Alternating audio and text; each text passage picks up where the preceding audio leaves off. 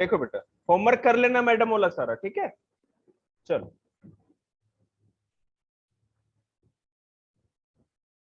हमारा है some natural phenomena. Class 8 का चैप्टर है। फेनोमेना मतलब की घटना, प्राकृतिक घटना। कौन सी प्राकृतिक घटनाएं कौन कौन सी होती है वो देखते हैं। जैसे देखिए, इस चैप्टर में जैसा कि सबसे पहले आपको पता है कि नेचर के द्वारा कौन कौन सी चीज हो सकती है। आपको पता है बारिश, rain, thundering, lightning, earthquake, volcano, ऐसे बहुत सारी चीजें हैं जो नेचर से के द्वारा होती है, नेचर हमें दिखाती है। हाँ, सुनामी, बिल्कुल सुनामी भी, और क्या। और जैसा कि अब कहने का मतलब है कि अगर लखबीर सिंह को आप पढ़ रहे हैं तो आपको फायदा ये होगा कि आपको पता चलेगा, कोई आता है तूफान आ गया, हम लोग तो यही जानते हैं, हम लोग भी सर स्टॉर्म होता है, हवाएं तेज चलती हैं, पेड़ उखड़ जाते हैं, ये नुकसान होता है। लेकिन स्टॉर्म आता कैसे, वो तूफान किन किन कारणों से बनता है, क्या क्या ऐसा होता है जिससे वो स्टॉर्म बनता है, ये सारी चीजें अब आपको सीखने को मिलेंगी। तो आप इस चैप्टर को करने के बाद आप अनाड़ी नहीं रहेंगे, पूरा फोकस बनाए रखेंगे तो पूरे अच्छे तरह से किसी को समझा भी सकते हैं। और मैं आपको एक बात सारे स्टूडेंट्स को बताता हूँ, जैसे मैं कह देता हूँ ना कि आप लोग डिस्कस कर लो अपने अपने, तो आप लोग मतलब सोचते हो कि सर है ना मैंने टाइम पास करा रहे हैं। अगर आप किसी को समझा सकते हैं ना कोई भी बात, इसका मतलब आपने बिल्कुल अच्छे से समझा। मैं अभी आपको बोर्ड पे खड़ा कर दूं बेटा ये चीज समझाओ, आप समझा ही नहीं पाते। पता है क्यों? क्योंकि वहां इफ और बट आपके दिमाग में रहती है। अगर किसी चीज को आप समझा सकते हो, इट मीन आपका कॉन्सेप्ट बिल्कुल clear. Teaching is the best way of learning. Teaching मतलब ऐसा नहीं कि मतलब किसी बच्चे को पढ़ा ही नहीं रहे, आप डिस्कस भी कर रहे हो तो उसी तरह से बोलते हो। जैसे नहीं कोई कहेगा कि हाँ भाई लक्ष्य ऐसा है, आप अगर मोशन का थर्ड इक्वेशन समझे तो आप चलो समझाओ हमें, तो आप बेशक ना भी पढ़ा रहे उसको तो आप चर्चा या डिस्कशन कहेंगे। लेकिन अगर आपने अच्छे से समझा दिया, इसका मतलब जो आपके दिमाग से 7 जन्म में निकल जाए वो कॉन्सेप्ट निकल ही नहीं सकता, याद करने की, रिवाइज करने की जरूरत नहीं। तो मैं यहाँ एक डिस्कशन बैच भी बनाने की सोच रहा हूँ। डिस्कशन बैच मतलब कि हर दिन हाफ आवर का टाइम, जिस दिन टेस्ट आप लोग का नहीं है, ठीक है। बिल्कुल मैं बता रहा हूँ ना, यहाँ प्लानिंग का है ना, ज्वालामुखी बना हुआ है। अब देखिए वो कैसे, मैंने आपको प्रिपरेशन का टाइम दिया हर दिन, हफ्ते में 3 टेस्ट दिया है मैंने आप लोगों को, और 3 दिन प्रिपरेशन का दिया। जैसे कल आपका टेस्ट है तो आज प्रिपरेशन का टाइम दिया है ना। तो ये तब हो पाएगा जब हर बच्चा अपना नोट्स लिखेगा, जो मैं भेजता हूँ मटेरियल। अब आपके पास नोटबुक है, अब 2 बच्चे का ग्रुप बना लेंगे। जैसे मान लो हम मान के चलते कि एक बच्चा थोड़ा सा पीछे रह गया, थोड़ा कोई आगे आ गया, 8 क्लास में सारे आगे, 7th क्लास में कुछ आगे हैं कुछ पीछे हैं, तो 2-2 बच्चे मिल करके बैठ जाएंगे और अपने साथ वो डिस्कस कर लेंगे 1 घंटा। तो बेटे फिर तो ऐसी की तैसी, ऐसा कुछ नहीं, समझ रहे हैं। तो याद रखिएगा, जो प्रिपरेशन का मैंने जो प्लान में बना रखा है वो इसी के लिए बनाया था। लेकिन मैं देख रहा हूं अब, जैसे आज अभी जैसे मैं आप लोग को पढ़ा दूंगा, तो आप लोग की तो आज 8 क्लास की छुट्टी कर दूंगा क्योंकि पहले आप लोग आ गए थे। और अगर चाहें आपकी इच्छा हो तो 1 घंटे बैठ के डिस्कशन करके जा सकते हैं। मैं कर रहा हूं ना कि आप एक जो पेपर है उसको अरे मैं क्या रिकॉर्ड कर रहा हूँ, हो गया बेटा, थैंक यू। स्टेपल करो, इसके साथ स्टेपल करो, मैं चेक करके दूंगा, जाते जाते हो जाएगा। लक्ष्मी जिसमें ज्यादा हो ना वही सरस्वती को अभी वास होता है। तो आप ही लोग स्टार्ट करो, आप लोग स्टार्ट करोगे तो सब बच्चे भी धीरे धीरे स्टार्ट करेंगे। और वैसे भी मेरा डायमंड बैच है, ऐसा बैच कोई नहीं है। देखिए, तो अब हम लोग बात करते हैं सम नेचुरल फेनोमेना की। जैसे कि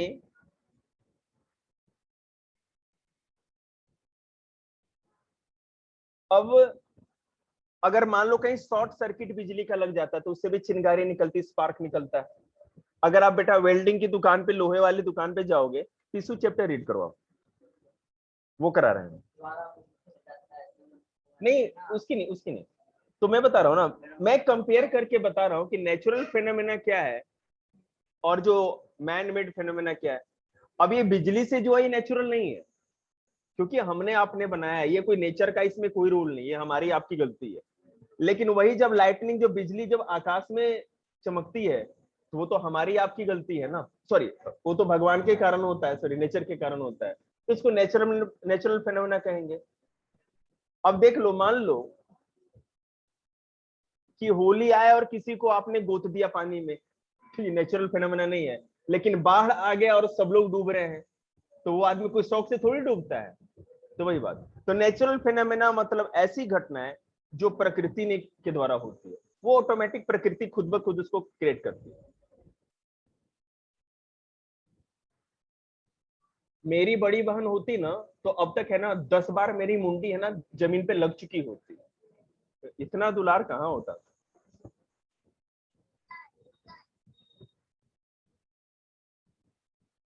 अब देखिए, हम पहले इलेक्ट्रिक चार्ज की बात करेंगे, ठीक है, ध्यान से सुनिएगा।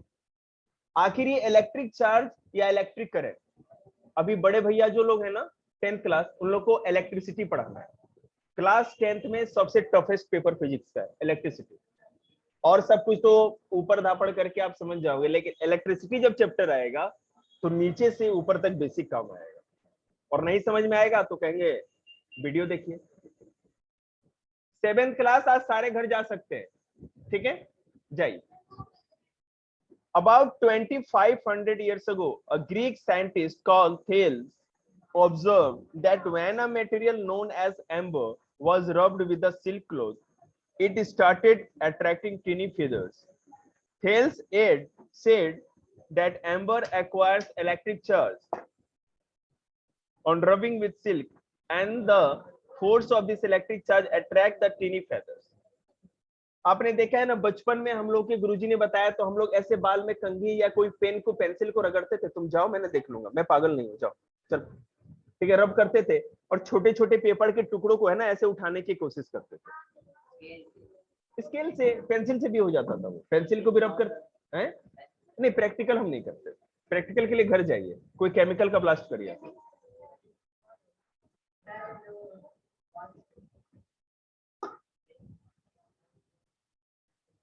देखिए बेटा, ओ महात्मा बुद्ध की खोपड़ी, शांत रहो, मेरे को पढ़ाने दो, बीच में आप लोग बोलिए मत प्लीज। आज से 2500 साल पहले की बात है, इलेक्ट्रिक करंट का कैसे शुरुआत हुआ, कैसे लोगों को पता चला कि बिजली भी कुछ चीज होती है। कोई चीज कहीं ना कहीं से आइडिया आया होगी। हम लोग ग्रेविटी के बारे में जानते हैं, ग्रेविटी भी पता है, न्यूटन ने वो एप्पल देखा गिरा, उसके बाद उसका पूरा खोज हुआ, सब कुछ हुआ।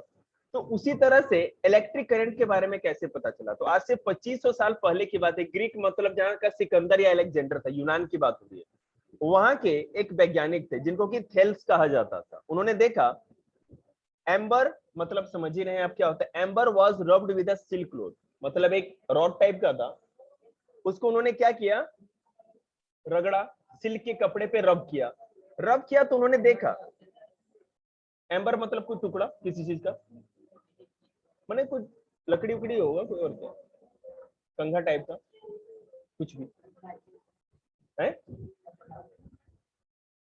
मैं बता रहा हूँ ना, एम्बर, एक सेकेंड, किधर के भाई, amber was rubbed with a silk cloth, मतलब कोई भी हार्ड सरफेस की चीज, कुछ भी हो सकता, कुछ भी होगा ना। तो जो बच्चे ज्यादा जिज्ञासु होते हैं, क्यूरियोसिटी होती है, पूछते हैं मम्मी ये कैसे हुआ, पापा कैसे हुआ, ये बोलते ही है ना, ऐसा रैप्टा लगता है कि बच्चा घोल के धरती के चक्कर लगा लेता है। हाँ, लेकिन याद रखिएगा, अब जो है ना, पेरेंट्स थोड़े सजग होते हैं। अगर बच्चे की क्यूरियोसिटी को अगर बचपन में आपने दबा दिया, तो याद रखिए वो बच्चा फिर दोबारा है ना कभी पूछने की गलती नहीं करेगा, और पूछेगा नहीं तो वो सारी चीजों को रट्टू तोते की तरह रटता जाएगा। अब जैसे मान लो धरती के क्वेश्चन है, आपको नहीं समझ में आता है तो गूगल से देख के इसके जवाब दीजिए आप, अगर आप उसके आंसर दोगे तो ये बचपन में ही सीखते जाएगा, और शार्प ब्रेन होता है बचपन में।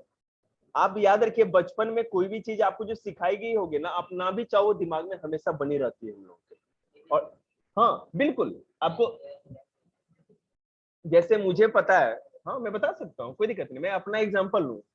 मुझे बताया जाता था कि वो तंबाकू गुटखा पान नहीं खाते वो, तो बचपन में मम्मी पापा ने क्या बोला, तो जैसे क्यूरियोसिटी होती नहीं, ये क्या है, जैसे मान लो छोटी गुड़िया है, अब जाएगी अगर कहीं गलती से दुकान पे, उसको पकड़ा कि मम्मी मैं ये लूंगी, तो मम्मी वो डांटेगी ना, ये चीज गंदी चीज होती है, और इसको अच्छी तरह से समझा दिया जाए। अब ये पूछा गंदी क्यों होती है, अब गंदी चीज का मतलब, अगर कोई भी मान लो कि सिगरेट या कोई भी टाइप का है, एडिक्शन की चीज है, अगर बचपन में उसको ये बोल दिया जाए कि गंदी चीज है, तो फिर वो क्वेश्चन करेगी क्यों गंदी है, अब वो अट्रैक्ट होगी। जो चीज खराब होता है बच्चे उधर अट्रैक्ट होते हैं, ये ह्यूमन बिहेवियर होता है।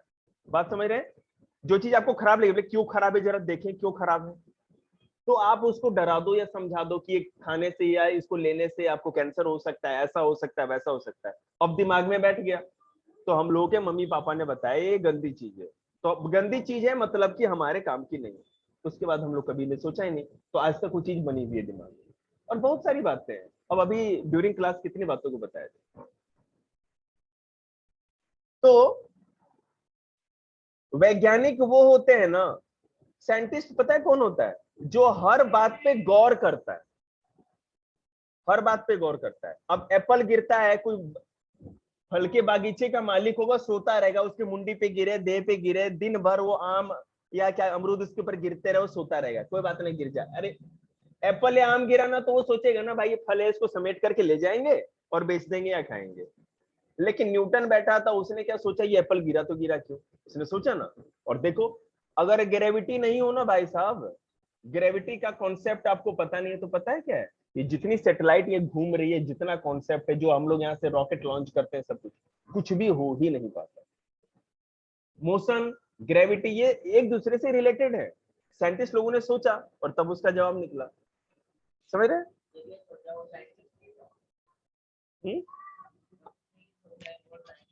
हाँ, साइंटिस्ट वैज्ञानिक थे। न्यूटन के बारे में देखिए बहुत सारे इफ एंड बट्स हैं, कि दूसरे की थ्योरी, जो उनके जूनियर होते थे ना, असिस्टेंट, जैसे साथ काम करने वाले, चेले कह सकते हैं या शागिर्द जो होते थे, असिस्टेंट, वो एक्सपेरिमेंट करते थे और न्यूटन उनकी थ्योरी चुरा करके पब्लिश करा देता था। इसमें बहुत सारी भी बात है। एक बार फैन बंद करके ना लक्ष्य,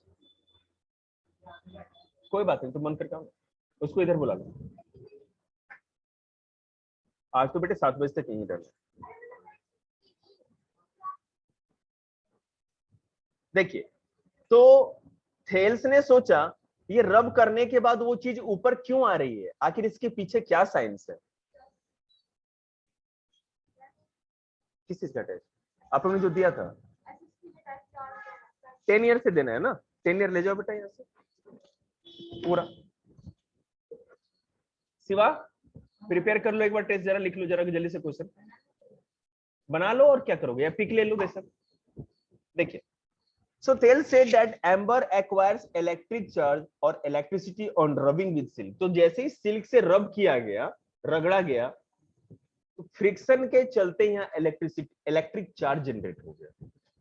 आपको पता है जब हम एटम वाला चैप्टर, फर्स्ट चैप्टर आप लोग को इतनी अच्छी तरह से पढ़ाया था 9th क्लास में, 9th क्लास में जाएंगे तो हर सबस्टेंस एटम का बना होता है, और दो एटम जब रब होंगे तो उसमें चार्जेस हो जाते हैं। आपको पता है पॉजिटिव आयन और नेगेटिव आयन। जैसे जैसे अभी और क्लास बढ़ेगा, थर्ड चैप्टर आप लोग को ज्यादा अच्छी तरह से उसमें पढ़ना है आप लोग को। We can also show and the force of this electric charge attract the tiny feathers. Question ये था थेल्स के मन में कि आखिर क्या है, उसने ये समझ लिया कि इसको रब करने से इलेक्ट्रिक चार्ज नाम की कोई चीज इस पे चार्ज आ गई, और इस इलेक्ट्रिक चार्ज से एक फोर्स बना, एक ताकत मिली, जिससे कि उसने फेदर्स को, या जो पंख थे छोटे छोटे, उसको अपनी तरफ खींच लिया।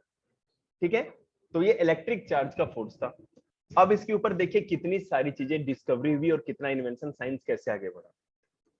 We can also show the existence of electric charge by performing some simple activities। ये कंघी वाला आप ऐसे रब कर दो और छोटे छोटे टुकड़े उठा के देखिए। देखिए, yet another example is that of a balloon। आपने बलून देखा होगा जो हम लोग बर्थडे में यूज करते हैं। If we take an inflated rubber balloon, rub it carefully with a piece of woolen cloth and then touch it with a ball। बेटा आप क्या करो, बलून जैसे फुलाया आपने, उसको क्या करो ना कि किसी उलन कपड़े से, जो ऊन का हो, उलन, उससे रब करो। लेकिन ऐसा नहीं कि वो फूट ही जाए, मैंने आराम से रब करेंगे। थोड़ा रब करने के बाद आप है ना, अगर वॉल के साथ उसको लगाओगे तो उसके साथ वो चिपक जाएगा। और ये भी क्यों होगा, ये इलेक्ट्रिक चार्ज के कारण ही होगा। हाँ जी, वो डिपेंड करता है कि दूसरा फोर्स उस पर आकर के उसको ना निकाल दे। अब फराटा पंखा लगा दोगे तो निकल भी जाएगा, वहां से चिपका रहेगा वो, जब तक चार्ज रहेगा उसके ऊपर कुछ देर के लिए चिपका रहेगा, परमानेंटली नहीं चिपकेगा। हाँ, आपका क्वेश्चन सही है, परमानेंटली नहीं चिपकेगा। तो सारे बच्चे कहते हैं ना बलून रब कर रहे हैं, फिर ऐसा थोड़ी होता है। देखिए, in this case when we rub the rubber balloon with the woolen cloth, the rubber balloon gets electric charge due to friction. This electrically charged balloon then exerts an electric force of attraction. electric force होता क्या है? विद्युत का बल क्या होता है? खिंचाव का बल लगाता है, अट्रैक्शन का, किस चीज को अपने तरफ खींच के रखता है। ठीक है, जब मैं इलेक्ट्रिसिटी चैप्टर पढ़ाऊंगा ना, तो आप लोग भी या तो वीडियो देखना नहीं तो रहना, बहुत ही अच्छा लगेगा आप लोगों को, बहुत अच्छा चैप्टर है। सबको हो सकता है आज ही स्टार्ट करें।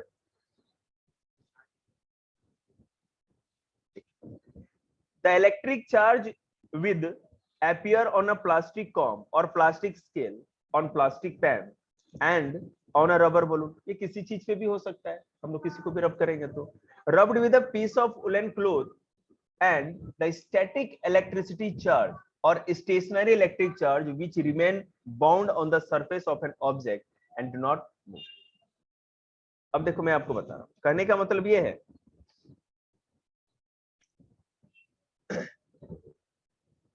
अब खुद सोचिए, अब मान लीजिए कि ये लिया गया और आपने इसको अपने बालों पे इसको रगड़ा, पेन को, तो ये इलेक्ट्रिक चार्ज आया तो आया कहां से?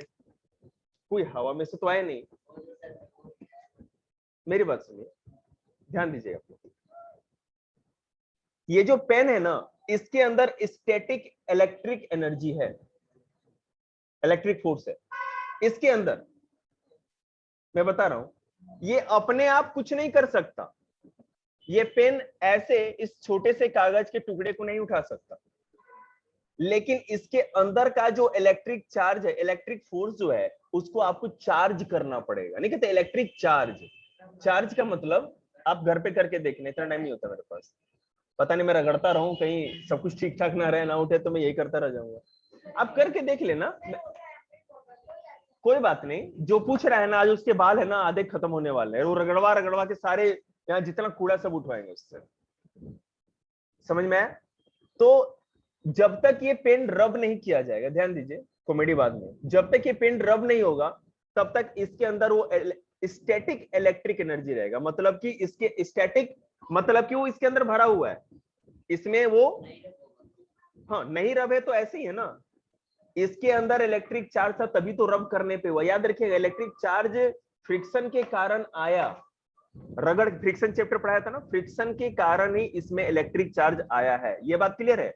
लेकिन एक चीज याद रखिएगा, फ्रिक्शन के कारण आया भी है तो इलेक्ट्रिक चार्ज इस पेन के अंदर ही था, जो कि चार्ज हो गया, ठीक है, बूस्टअप हो गया। देखो, अनचार्ज एंड चार्ज्ड ऑब्जेक्ट क्या होते हैं, चार्ज्ड और अनचार्ज्ड ऑब्जेक्ट क्या होते हैं? ऐसी चीजें जो चार्ज्ड हो। अब बेटा अगर ये है चार्ज नहीं है, इससे वो पेपर नहीं उठेगा, लेकिन जब लच्छू के सारे बाल खत्म कर दे रगड़ के और फिर देखो ट्राई करके तो उठेंगे, क्योंकि तब वो पेन चार्ज हो जाएगा। चिंता न कर, बाल पीने जा रहे तेरे। An object having no electric charge, एक सेकंड रुको, उसको मैं वो भेज दूं लिंक, वो भी अपना क्लास लेता रहेगा, एक मिनट।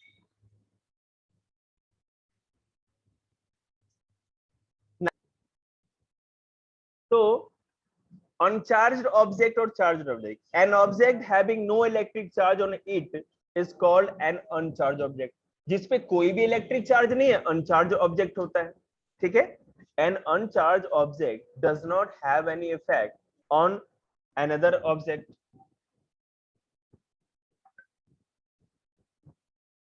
आरओ को एक बार मैसेज कर देना, 5 मिनट्स क्लास लेट से लेंगे आज, 5 मिनट्स। तो an uncharged object does not have any effect on other object। अगर कोई अनचार्ज ऑब्जेक्ट है, जैसे बेटा मान लो ये अनचार्ज है, इसको रब नहीं किया, फ्रिक्शन नहीं हुआ है, इसका कोई इफेक्ट नहीं होगा, किसी भी चीज पे कोई इफेक्ट नहीं होगा, ठीक है। This point will become clear from the following example. If we take a glass rod, कोई जो पाइप होती है ना ग्लास वाली, ठीक है, या बहुत बार दिखिए बेटे, लेबोरेटरी आप नहीं है, साइंस लैब, इतने महंगे स्कूल में पढ़ते हो। अच्छा, अरे तो छोड़ना उसको। If we take a glass rod and bring it near some teeny pieces of paper, it will not have any effect on them। Simple सी बात है जो लिखी है, नहीं नहीं, जैसे मान लो पतली ट्यूब जैसी होती है ना, कांच की जो ट्यूब जैसी होती है, अगर उसको आप मान लो सीधे ले जाकर के किसी भी तरह से इस तरह करोगे तो नहीं, कुछ मूवमेंट नहीं होगी। लेकिन उसी को थोड़ा सा रब कर दो और फिर अगर मूव करो तो उसमें चार्ज हो जाएगा और उसके बाद चीजें आ जाएंगी। ऐसे ही चुलबुल पांडे जी फोटो भेजे हैं अपना, मारा कल आते ही इसका ना गुद्दी लाल करेंगे मुक्का मार के। ये टेलीफोन ला इधर।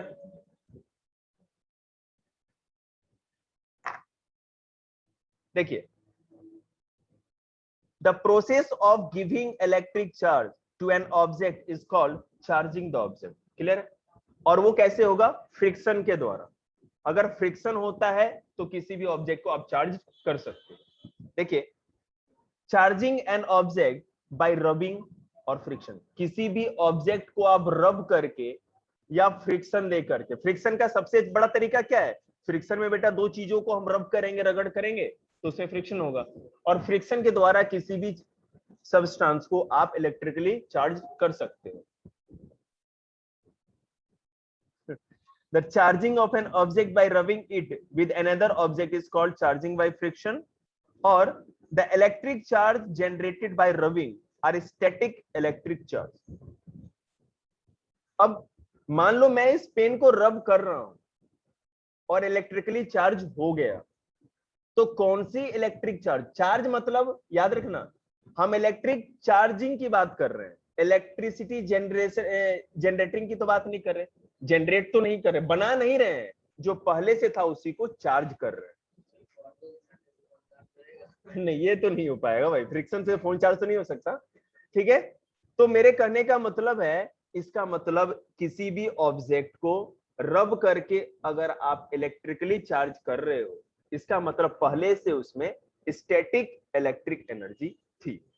ठीक है, वो कांच का जो ट्यूब था, ग्लास का ट्यूब जो था, उसमें स्टैटिक इलेक्ट्रिक एनर्जी थी पहले, है ना? आपने जब रब किया तो वो चार्ज हो गया, और नहीं रब किया तो चार्ज नहीं था। Simple.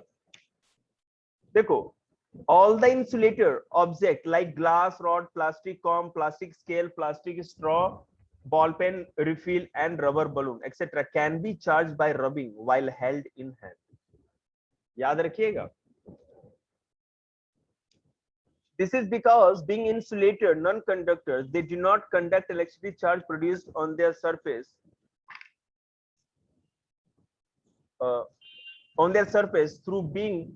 through our hand and body into the earth.